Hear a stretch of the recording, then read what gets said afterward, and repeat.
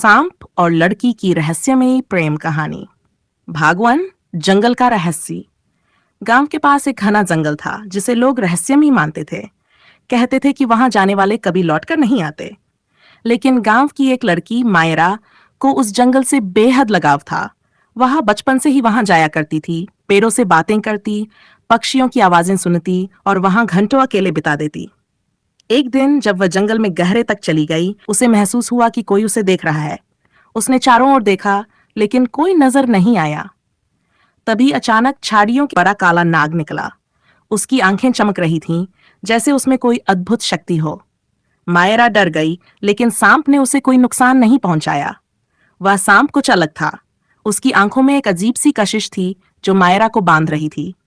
वह सांप धीरे धीरे उसकी ओर आया और उसके पैरों के पास आकर बैठ गया, जैसे वह उसे जानता हो। मायरा ने हिम्मत जुटाकर कहा, तुम कौन हो? सांप ने अचानक इंसानी आवाज में कहा, मैं तुम्हारा इंतजार कर रहा था मां। भागदा नागराज का प्रेम। मायरा घबरा गई, लेकिन सांप ने कहा, डरो मत, मैं तुम्हें कोई नुकसान नहीं पहुंचाऊंगा। मैं नागराज वासु हूं और ये जंगल मेरा घर है। मायरा को यकीन नहीं हुआ कि एक सांप बोल सकता है, लेकिन नागराज वासु ने उसे अपनी कहानी सुनाई। सैकड़ों साल पहले मैं एक इंसान था, लेकिन एक श्राप के कारण मुझे नाग बनना पड़ा। मेरी मुक्ति एक सच्चे प्रेम से ही हो सकती है।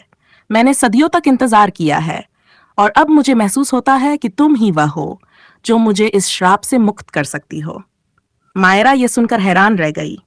वह नहीं जानती थी कि इस पर विश्वास करे या नहीं, लेकिन नागराज वासु की आंखों में कुछ ऐसा था जिससे वह खुद को रोक नहीं सकी। दिन बीतते गए और मायरा हर दिन जंगल जाने लगी। वह और नागराज वासु घंटों बातें करते।